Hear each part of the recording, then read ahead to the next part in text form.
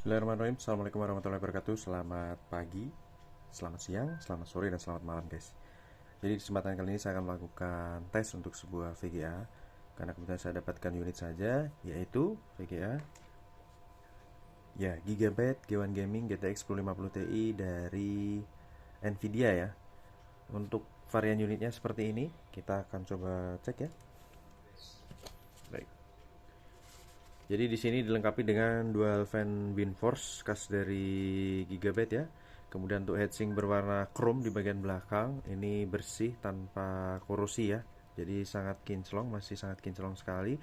Berikut juga dengan gold pipe di bagian belakang, itu ada pipa berwarna emas, itu masih benar-benar kinclong ya. Kemudian untuk PCI Express 16 kali di sini, support 16 kali 3.0. Dan untuk portnya di sini dilengkapi dengan display yang cukup banyak. Ada satu buah DisplayPort, 3 buah HDMI port, dan satu buah DVI port. Dan untuk platnya juga masih bersih banget untuk plat dari portnya. Kemudian di bagian atas kita lihat di sini ada logo Gigabyte dan fanstop ini RGB ya, ada RGB lightnya. Dia bisa diatur dengan software Aorus Extreme ya, bisa disetting untuk warna dan tipe kedipnya, dan mantap banget ini. Untuk pin powernya di sini ada 6 pin power tambahan, jadi memerlukan 6 pin power tambahan. Jadi sudah dipastikan untuk PSU teman-teman yang menggunakan VGA ini harus minimal 400 watt dengan kondisi prima 80 plus bronze ya setidaknya ya. Atau yang penting kondisinya sehat, tidak perlu merek saja tapi ternyata kondisi juga harus sehat. Untuk di bagian belakang di sini dilengkapi dengan backplate. Backplate dari Gigabyte ini beberapa kali saya tes, ini memang berfungsi untuk benar-benar mendinginkan dari membantu proses pendinginan dari VGA. Dan ini plate-nya juga terbuat dari besi yang cukup solid. Kemudian di sini untuk tipenya adalah VN105T G1 Gaming 4GD Ref 1.0 ya. Jadi VGA ini adalah seri G1 Gaming GTX 1050 Ti dengan segel dari Nusantara Jaya Teknologi, namun untuk garansinya sudah berakhir ya. Kalau kita lihat di sini per akhir tahun 2020 ya. 18, 19, 20 ya, kalau garansi 3 tahun seperti itu. Baik, kita akan langsung pasang diri, kita akan coba untuk unitnya guys. Oke. Kita taruh di sini dulu. Kita arahkan. Kita pasang di PCI Express ya.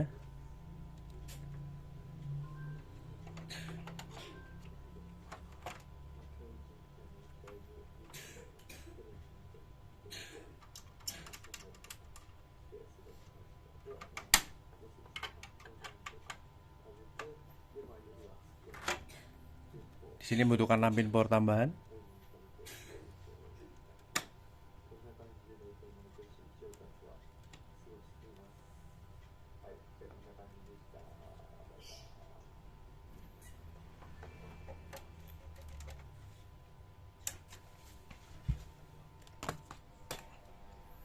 Oke, jadi di sini VGA saya supply dengan PSU Poger CMX 700 watt 80 plus bronze dengan 6 pin power tambahan ya.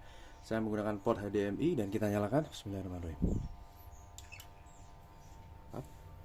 Lampu RGB langsung menyala dan kipas berputar. Kita akan ke display. Sudah tampil ya. Kita paskan dulu untuk tripodnya.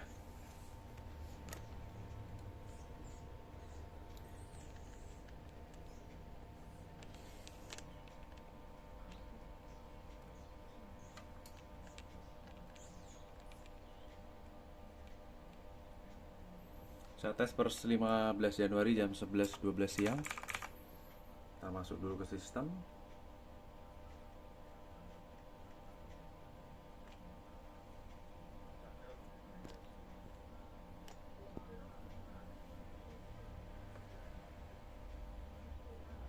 Semoga bisa pas center ya. Oke, sudah terload untuk startupnya ya.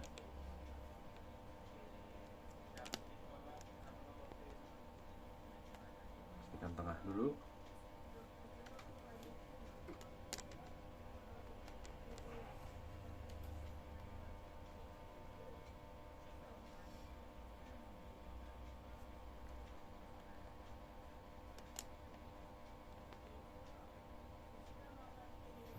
Kita buka Touch Power Up GPU Z.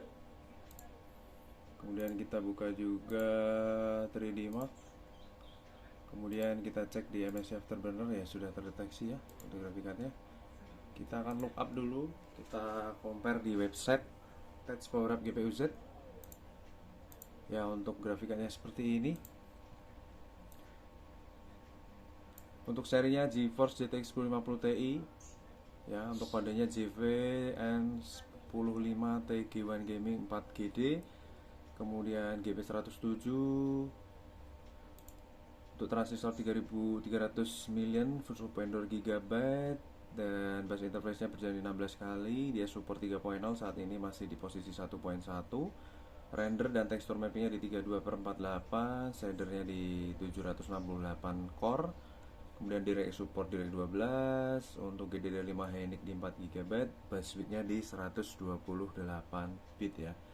Untuk Nvidia version yang terload secara otomatis di versi 456.71 DCH di Windows 10 64 bit BHQL ya, digital signature-nya. Dan untuk GPU clock di 1367, memory clock di 1752, dan busnya di sini memiliki bus 1481 MHz. Untuk skornya sama ya dengan yang ada di Touch Power Up GPU Z. Untuk TDP maksimal 75 watt, 6 pin port tambahan, output display sama. Kemudian untuk sensor saat ini suhu terendah di 34 derajat Celcius ya. Ini saya lakukan tes yang kedua. Untuk tes yang pertama tadi suhu terendahnya kalau tidak salah di 33 atau 32 derajat Celcius. Jadi ya tidak terpaut banyak, hanya 1 derajat Celcius saja. Kita akan benchmark menggunakan Firestrike karena ini seri 1050 Ti. Kita akan jalankan secara penuh dan kita running ya. Oke. Start posisi di 36 derajat Celcius dengan kondisi kipas idle, tidak berputar ya.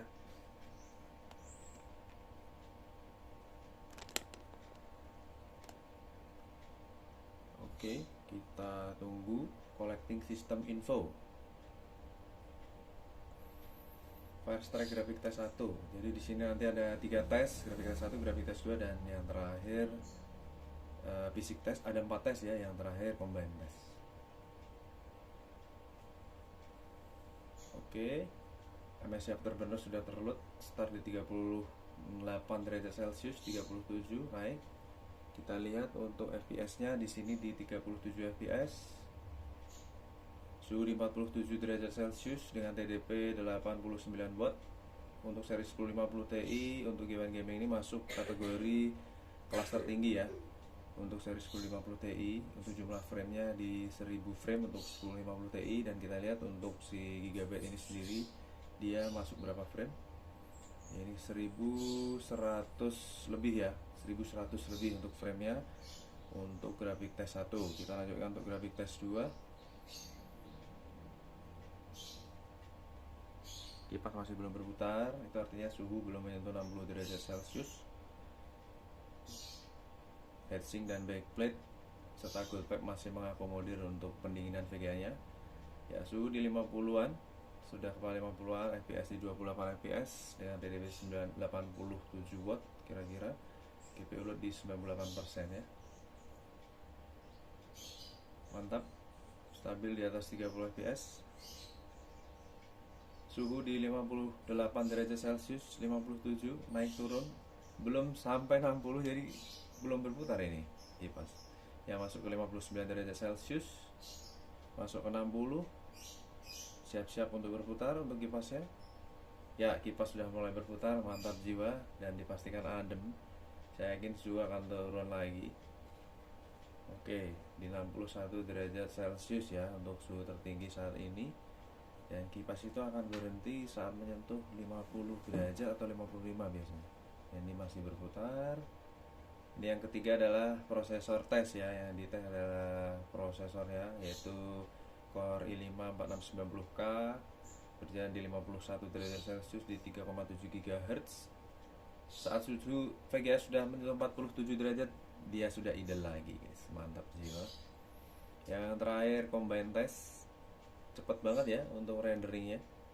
Jadi untuk si Gigabyte GTX 1050 Ti G1 Gaming ini masuk kategori kelas 1050 yang tertinggi ya. Dia bisa render dengan cepat, dan tekstur mappingnya. Jadi untuk jaringan 3D Mark ini cukup cepat sekali untuk kelas 1050 Ti. Suhu 57 derajat lagi, 58, 57, jadi 58 57 itu naik turun ya, stay di situ. Namun tadi di full load suhu tertinggi di 61 derajat Celcius dan kipas berputar di 60-an ya, 60 derajat Celcius ya. Ini sudah selesai ternyata. Kipas hanya berputar sekali di GPU test yang kedua ya. Oke, kita lihat untuk skornya terlebih dahulu. Di sini grafik skornya di 8189, basic score di 6700-an, combine score di 2700. Kemudian untuk Firestrike skornya di 6676, jadi masuk kategori good, bagus untuk grafik card ini, dimana average skornya itu di 6608, jadi di atas rata-rata ya, mantap. Kemudian untuk sensor GPU Z kita rubah ke Highest. Di sini untuk GPU Z-nya kita lihat untuk boost clock-nya di 18 untuk GPU clock-nya di 1822, memory clock-nya di 1752 dan temperatur tertinggi hanya 61 derajat Celcius. Saat ini sudah penurunan suhu ke 50 derajat Celcius dengan temperatur terendah tes kedua yaitu di 34 derajat Celcius ya. Untuk GPU load 100%, fan speednya dari maksimalnya 34%, average 2%, dan saat idle tentunya 0%. Untuk TDP di 92 watt maksimal, average 57 watt, dan saat idle hanya butuh 48 watt aja. Jadi teman-teman butuh 6 pin port tambahan untuk bisa membuat graphic card ini bekerja dengan maksimal dan optimal ya. Oke, overall untuk performa graphic card-nya sangat bagus ya. Kita lanjutkan tes graphic card yang lainnya. Terima kasih atas atensinya. Wassalamualaikum warahmatullahi wabarakatuh. Bye bye.